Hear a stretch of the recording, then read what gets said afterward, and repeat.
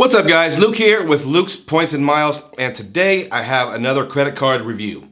Now this card is from a bank I actually have not followed and I admittedly do not know much about. It's the BMO Harris Bank Cashback MasterCard, and I think it may have a spot in some of your setups, and we'll talk about that.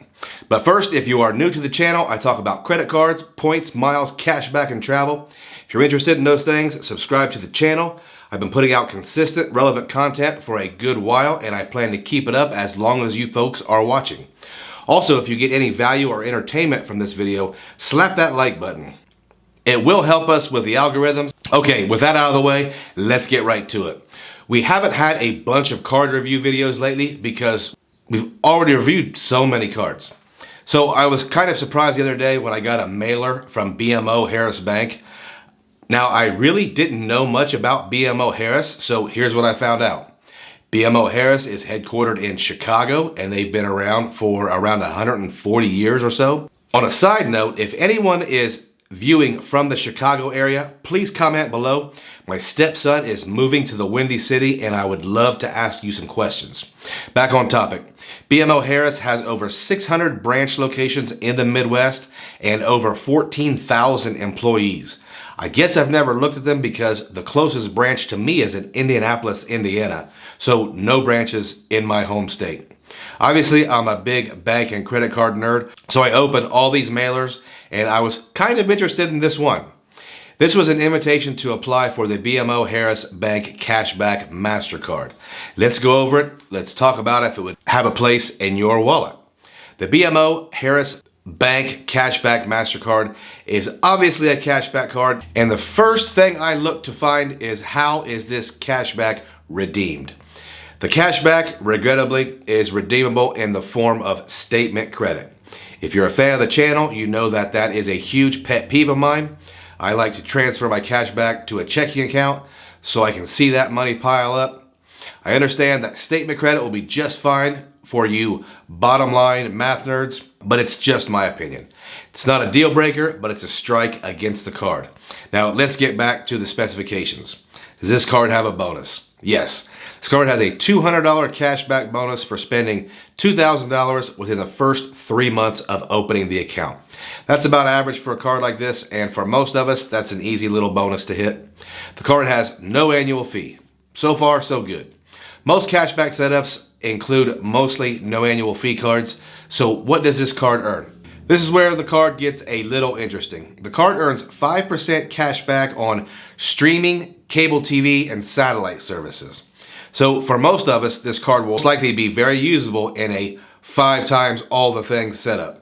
Quick disclaimer, YouTuber RJ Financial coined the term 5x all the things, so I want to give him credit when I use the term. I don't want anyone thinking I'm stealing anyone's IP. A lot of us pay for streaming and cable TV, but one thing I could not determine was if my internet bill, which is on the same bill as my cable, would also be 5%.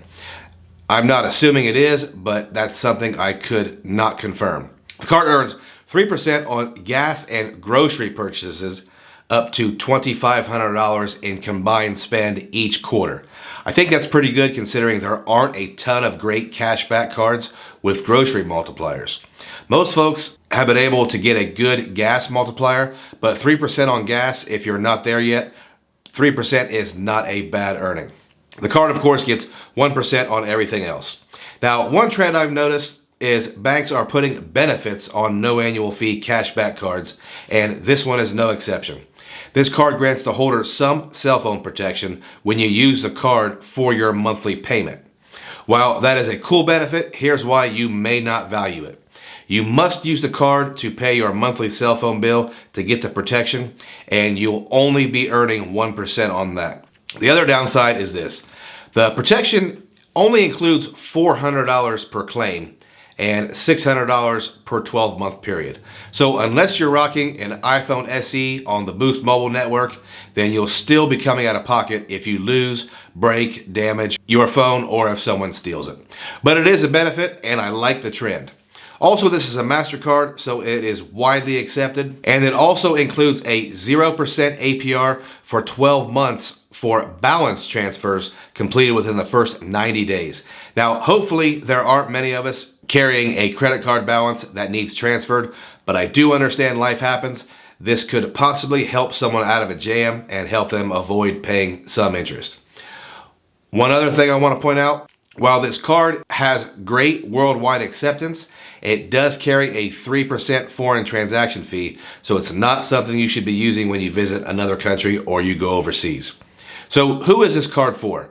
Well, I think this card is fairly limited to the no annual fee cashback crowd, and I think it's limited to those that are fairly deep into the game. Also remember, it will be for the bottom line crowd because it is statement credit. It does have value if you really want to 5x all the things because it can take that streaming and cable category and give a decent return. For me personally, I'm getting 5% cash back on streaming and cable on my US Bank Cash Plus. But if I were determined to 5x all the things, I could always choose a different category for the Cash Plus to earn 5% on, and I could pick this card up. Is this a card that will knock your Aunt Connie's socks off? Not exactly. But we're talking about a 5% cash back card. We're talking about earning small amounts of cash back or statement credit that over time add up and could help with paying for that vacation or just supplement your lifestyle.